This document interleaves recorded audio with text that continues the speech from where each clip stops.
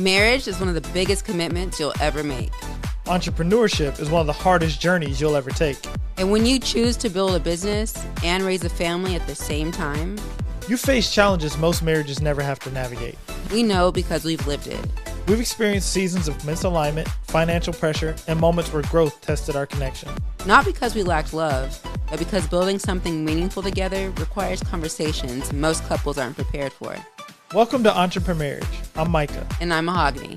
This podcast exists to help couples build wealth without losing the marriage. Let's talk about it. Hey y'all, what is up? Welcome back to Entrepremarriage. We're excited to have y'all here for another episode tonight. Real excited to have my co-host here with me tonight. Myka, what's happening? What's up? Another exciting episode. We are got some good stuff to talk about tonight, so we'll have some fun. Let's do it. So I may have shared on my social media a couple weeks ago a little bit about my story of how I came back to Christ after walking away for a very long time. And it led me to think, I probably should tell this story about my walk with Christ, as well as like how me and Myka came together in Christ and how that has affected our marriage so far. Okay. So that's something I just wanted to, share. I know a lot of women specifically have the situation come up where they are not able to lead their spouse towards Christ for whatever reason, whether it be their partner is not a believer of Christ, or if maybe they were and then walked away, or maybe they're involved but in just a different way than the woman. So I want to talk a little bit about that today. I guess I'll start it off by sharing my story a little bit. When I was in college, throughout college until my junior year, I remember like being a part of Bible studies. I was in church. I was always participating in the community and things like that, even at a younger age. But in college, that's what I did for the first 3 years. And then I got with Myka around my fourth year. But a little bit before that, I had already decided, look, I'm going to walk away from Christ and the church and all these things, because I just felt like so much pressure of trying to like walk this walk that I was raised and thought I had to maintain in order to be a Christian. I felt like if I'm going to be a Christian, I can't be on 6th Street on the weekends. If I'm a Christian, I can't be, hanging out with my roommates until 4 a.m, acting crazy and stupid and just doing stuff. So it caused me to have a lot of personal guilt. And I was like tired of the pressure, and I had no other clue what to do at the time besides just like completely walk away and shut Christ out. So around this time, Myka and I got back together. Y'all know the story, how we were friends in high school and how we got back cool in college. Well, that was my senior year of college. And when I met Myka, he was all about Umar Johnson, Tariq Nasheed. Is that his name? Still am, yeah. Yeah. These guys, like all these people, there's some more names that are like in my mind, but I can't get it out right now. So yeah, he was like a big fan of that. Shahrazad Ali, those things. So he was a big fan of all those things. And he was very vocal about it. Like he would be on Facebook typing out, different things he read, and have kind of in a way, I'd say, challenging scriptures sometimes of different things that he might read or see, and like challenging the church, challenging Christianity, things like that.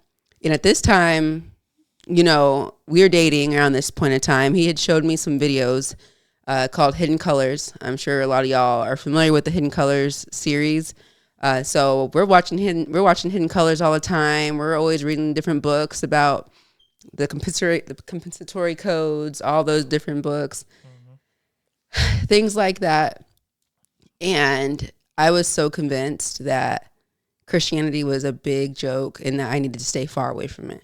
Like it got to the point where I would actually be like hunting out people who were saying things about God on Facebook. Like, thank God for another day. He's so good, y'all. I'd be on there. God, who's your God? Jesus or the white man? What you talking about? Like, I was just so combative and just so aggressive with it and wanting to prove a point of the things that I was studying and learning. And it wasn't until I think we had our son that things kind of started changing. So we were together for a while. It was about a year and a half. 2 years. 2 years of like us, going to different African bookshops and just trying to learn all we could, going to different comedy shows and different things that related with the ancient African ancestry and things like that. Not saying those things aren't good and that's not the way for some people, but we were just so deep into it. And me personally, I was just newly introduced to this way after being like a solid, in my mind at the time, a solid Christian. Christian as the religion goes. Like I was doing all the things, right? So I felt like I was doing all the things at that point and then totally flipped the script. So it wasn't until we had our son where I was noticing like, dude, like I feel so empty inside. Like I have the house, I have the husband, I have the kid, I have the job, but I just feel so empty and I can't understand why. So during this time, I'm working out, I'm new on my fitness journey. I'm moving my body, the blood is flowing. And there was just like a day in the sauna where I just like broke down crying. And I was just like, God, like, I need you. I'm so sorry for walking away from you and talking about you on Facebook like that. Like, I'm so sorry. Like, please forgive me. And I remember from that moment, like when I walked out of that sauna, I called my grandma. My grandma, I told her what happened. I just broke down in the sauna. Like I gave my life back to Christ and, thank you for not giving up on me and praying for me and things like that. And from that moment on, I remember just really finding my purpose and like feeling like I finally understood what it meant to be loved. Mm-hmm. So I don't know if you want to share like your memory of up to that point. You explained it pretty good. Of how we were, acting and behaving. Yeah, you explained it pretty good. I think you hit it on the head. I still hold a lot of thoughts on that because there's certain things that I have to protect my kids. It's certain things that I don't want, not exposed to, but like I'm very cautious about, even like we have a home church and I love our church. It took us a while to find a church because I was in one church. I ain't gonna say the name. Their pastor's been in the news quite often, but he has said something to rub me the wrong way. Like I'm more spiritual than religious, meaning I'm not going to ever tell somebody your religion's wrong, this religion's right, because I feel like you weaponize it in that sense. So I'm more spiritual. Like the reason why you have to have a higher belief is for you to reach a higher level. You need goals so high that it can only be completed with divine intervention. And that's where I think faith comes in. And I think that's what we lost. And that's why we were feeling like there was no path forward. And once we got back to that, we started aiming really high on our goals. So like I remember we went to one church. I'm gonna be real. I don't like exposing my children to like this blonde haired Jesus type thing. I'm still like that to this day, but I understand the bigger picture of it. Like as far as the spiritual side, the belief side. And I feel like once I got back to that, I had to create my own, like our own little centered version of what we've seen is like our walk with Christ and faith. And I still hold a lot of those ideologies, but I understand it from a higher perspective. And that's all my kids exposed to it, exposed to like the good parts of it, the parts of, hey, have faith, parents, respect your elders, be helpful, kind, patient, because I play for those things like leadership skills. I pray for all that. So yeah, it took a while, but we eventually got back to it. Okay. And go ahead. Oh, go ahead. No, once we got back to it, we really took off. Because it's so important to pray with your wife, pray with your family. Like sometimes we sometimes forget, but praying with your kids. The path to get back to church, back to faith, back to Christ, those types of things. So after, I had that moment in the sauna, I remember, telling Myka like, hey, I had this epiphany. Like I, want to go back to Christ. I want to start back praying. I had stopped all that. Like we weren't doing none of that, y'all.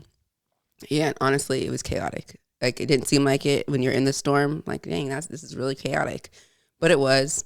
I remember I had found a church. The one that Myka just mentioned was in the news, and I had started going, and I was taking Malachi with me. We'd get up in the morning, we'd get dressed. I'd invite Myka, and he'd be like, sometimes yes, sometimes no. But when he would say yes, I'd notice that it seemed like every morning it was time to go to church, we were getting into some type of fight or argument. Mm-hmm. about anything. It could be any little thing. And I just remember us having so much conflict every Sunday. And it would usually turn into me going alone without Myka, and me and Malachi would go to church, or we just wouldn't go at all, and I'd be mad half the week, and we'd be bumping heads the rest of the week. And it was like literally every Sunday thing. Like every once in a while, we would still go mad at each other, and we'd be sitting there. I remember a time we went in different cars, and you sat on one side of the church, and I sat on the other side of the church. Things like that. So it was very interesting. I remember asking an older lady in church, like, hey, I want my husband to be as excited about going to church as I am. And at this time, Myka had like a big guard up when it came to church folks, the whole program, like completely. Like I know now he shared some of his ideologies about it, but at that time it was just like a big hard no. Like this is a big way to like disturb the Black family, like type stuff. Like I just remember it being a very intense thing. I remember so many like heated discussions about religion, about Christianity, about spirituality, what those mean, what those look like, y'all. So ladies, eventually, Myka would come with me without it being any fights or arguments. It took a lot of prayer. I remember the older lady I asked, I'm like, I can't get my husband to go with me. It's always a fight. And she told me, you just go and shut your mouth. Just go and be quiet. If he's getting ready slow, or if he's not wanting to go, or if he's whatever, just be quiet and go to church. Eventually, he'll start to see what's happening and see you change, and then he'll want to start changing. Another thing too, I think that helped me was when we found a church. Well, I look at more like, because you have to like, when you like a pastor, you have to be telling me something that I can relate to in real world time. Now I can message you. Our church now, I can really get down with him because he's married, kids. Last church we was at, dude wasn't married. Let me stop talking because they're going to find out who we talking about. But anyway, he married, kids, and he can give you relatable stories on growth. And that's where like I really kicked in. I'm like, okay, I can get down with this. And he talking about real world experiences he done gone through, he done seen with his kids, with himself. That's the thing. I'm like, okay, that's what I need. Like that spiritual part. Then you can bring it back to the book. You know what I'm saying? Now that's when I can grow. Cause I'm very logical. So it has to be something I can relate to. Now you can bring it back to me and I can go. And that's what really helped me with the church we go to now. And I still love that church. We watched the little thing today because we had to take the kids to soccer. So, but my bad to interrupt. Go ahead. Yeah, it definitely sometimes takes several different churches that everyone loves, like everyone in the household, everyone in the family. I remember going to several churches and I would ask my son, like, hey, did you like this church? And he'd be like, yeah, I love that church. And you'd be like, okay, why? And he's like, because the kids area was so nice, I had all the toys. I'm like, okay, that's not a reason to like a church. But, then we'd ask Babe, like, how'd you like it, Myka? And he'd tell me, and we'd share perspectives. And it took a while to find a church that we actually decided to join. So shout out to New Life. That's our current church. And the people, the pastor, the community has been awesome. We've been able to step into leadership roles and serve in the church as well, which is something like, honestly, if you would have told me that back in 2015 or 2016, that we would be involved in a church, like making an effort to be there, making an effort to hear the word, I'd be like, who? Not us, because like we're on Facebook, trash talking God, mocking the Bible. We have to hold on. See, this is where I think we don't trash talk God. I don't think we ever did that. I think we did, but you tell your side. Mahogany there was a disconnect because, okay, Mahogany came from where religious was God. I was coming from perspective of spirituality of God. So I ain't never trash talk. I trash talked, and I still not trash talk, but I still have certain restrictions on organized religion and certain things that they do. But the church I go to now, I understand how it works. I just had to mature up to it and see it. But yeah, it's certain things that, I still be like, I don't know about that one. You know what I'm saying? Like certain things, but I get it to a point now. But it's certain things I have to like, I have reservations on. But it's just, you have to find your place. You know what I'm saying? Find your place and go from there. Don't let nobody else define what God is to how this is supposed to act. I ain't never met one religion that's just told you to do some bad stuff. You know what I'm saying? Everybody can say, well, Muslims do this, Christians do this. You can point it out on both sides if you really want to go down the line. But you know what I'm saying? Just find out what fits you and then go from there. Whatever fits your path of growth and go from there. And I feel like that's what we did. And that's why we really growing and thriving. You know what I'm saying? Yeah, honestly. Like, and I say that I believe we were trash talking God's people. Yeah, you talk. So maybe that's more so. They're human. So maybe it's not God we were trash talking. But I think we were trash talking his people and kind of making a mockery.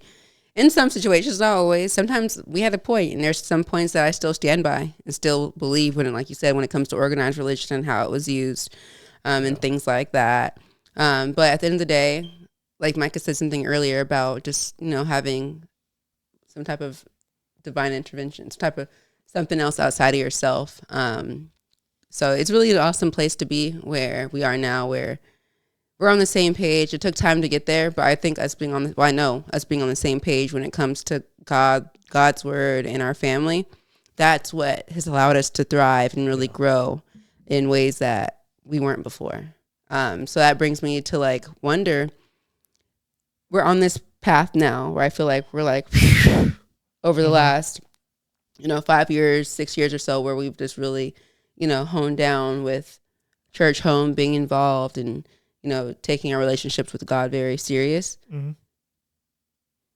Because we're finally on the same page spiritually.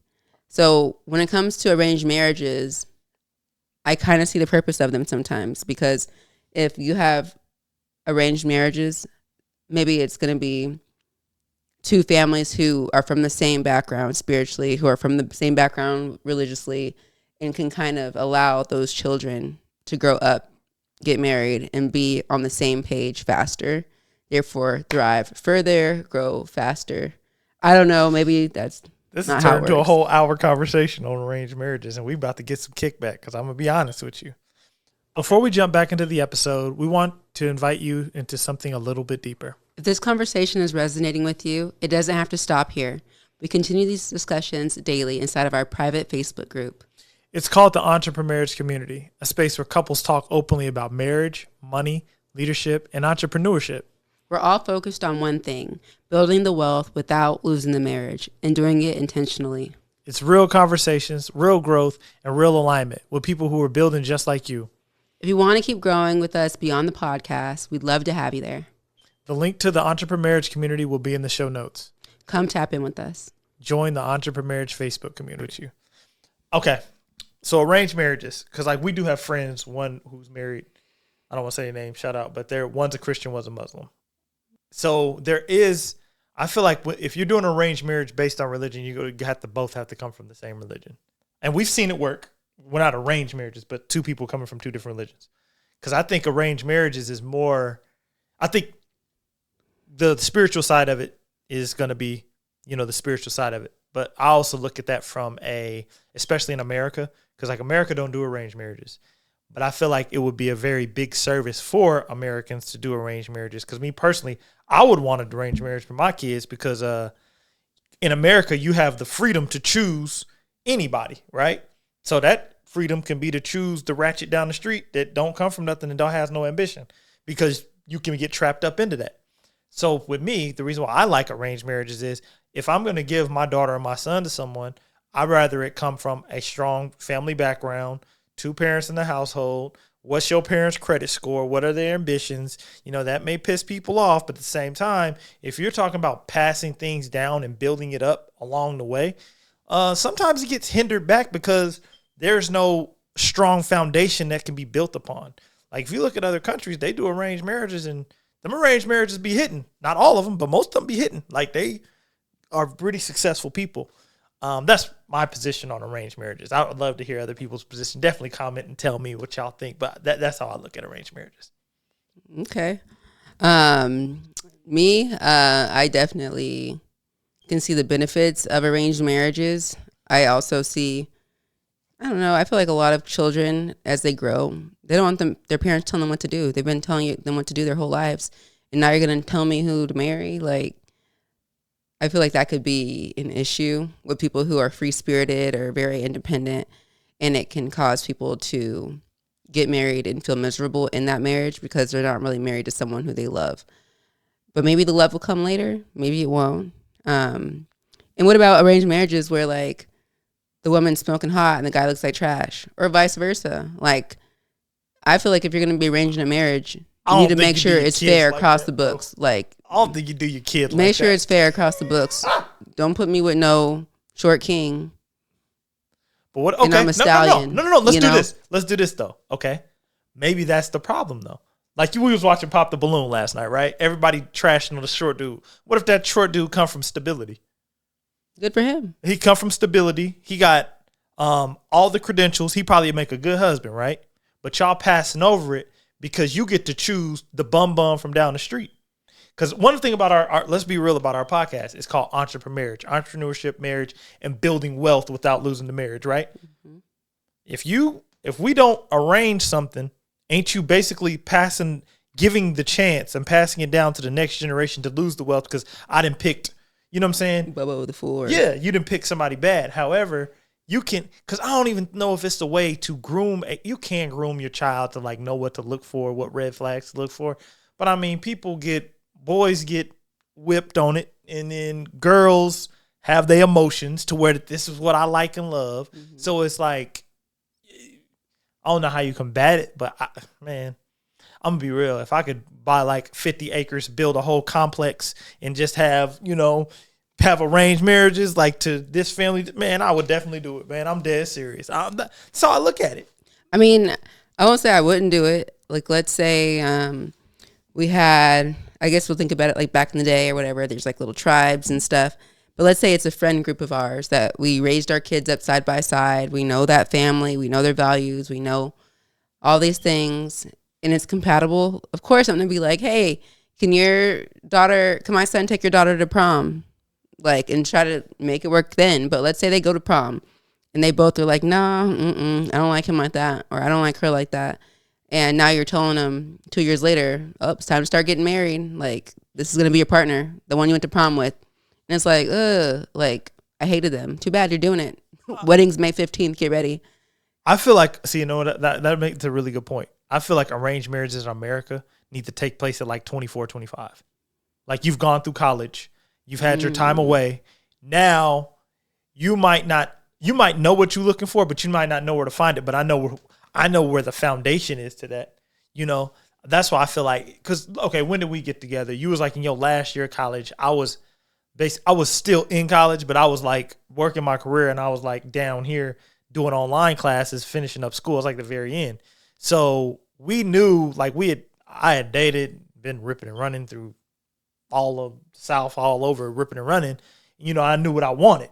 So, but I had to like take the time to find it. God bless me, I found you. We reconnected. But I mean, like if you look at like Pop the Balloon, I hate to use that show, but I mean, that's what a lot of people like. I be talking to like, we talk to some of our single friends. They be like, no, that's really how dating is. And I'm like, dang, but if you had an arranged marriage, that would cure that. Yeah. And there's people who find love on that show or whatever, but even look at all these dating shows like The Love is Blind, the Pop the Balloon. Maybe dating's really trash because we don't have there's no system of like people who come from strong foundations. Yeah. Yeah, that could be it. Definitely. I definitely see the pros of it and the cons of it. Cons too, for sure. Yeah. Okay. Do you think the cons come from the way America's set up? The cons? Yeah, because... Yeah, I mean, I guess so, because... I mean, I think for some reason, looks keep coming back to my mind, because I feel like in America, looks are like a big thing. So I think America has really made a lot of us more vain than other cultures. So I can see why some things wouldn't work out, because now people might see themselves and, they see the short king. Of course, they can't see his whole resume, which sucks, because you should go for people for who they are, not for what they have. But I think if you're going to do the arranged marriage culture, you're going to have a lot of people gold digging. Whether it's gold digging for money or gold digging for values and what you come from. But that's basically like, you might have the same values yourself, but isn't that gold digging if you're picking someone just because of their resume and not who they are and what they have? I think gold digging is I'm trying to take advantage. I feel like if it's an arranged marriage opportunity, I'm not taking advantage. I'm building upon something that I have and you have, and we can 10x it. So I come from, you don't even have to come from a stable foundation. If you come from the trenches, you come from the trenches and you both want out and both y'all families want out and y'all get married and y'all can 10x that works too. Now, let's say you come from a little bit better situation. They come from the trenches. You might have to build that person up to where they is and then drag them along. So it's like it stalls the process. Yes, it stalls the process. And then if we both come from this stable foundation, you come from this stable foundation, the parents be like, "Lo, meet my daughter, you meet my son." And now y'all kind of can 10x what was there. I would say you can 100x it because now you also have someone to go back to. You can go back to the parents. You can go back to the grandparents because you done seen it. And I think a lot of times, like when it comes to like, it takes a village to raise a child, but it also takes a village to nurture a marriage. Because I feel like a lot of times we don't really be having nothing to go back to, like no strong foundation of, hey, this is how a marriage works. Like, my parents been together, almost 40 years, but we didn't seen more rocking time with them than, you know what I'm saying? Like, we don't have that. Like, but I'm okay. And this is what I mean by a village. Like, grandma and grandson, raised me up in the Northwest. And then my mom and dad used that to anchor me. So I didn't seen like, okay, marriages, but I've seen them from multiple standpoints. And I feel like if you arrange a marriage, now I got 2 marriages to go back to. You know what I'm saying, who've been married 30, 40 years, and we can have like a power, hey, I'm going through this. Yeah. We don't be having that, you know, and that's hard. Like us, we got to go call a therapist, call some friends, you know, who done been there before. You know, we have to create that village. And if you got it arranged, that village might already be there. And thrive faster. Yeah, I can definitely see the perks of that for sure.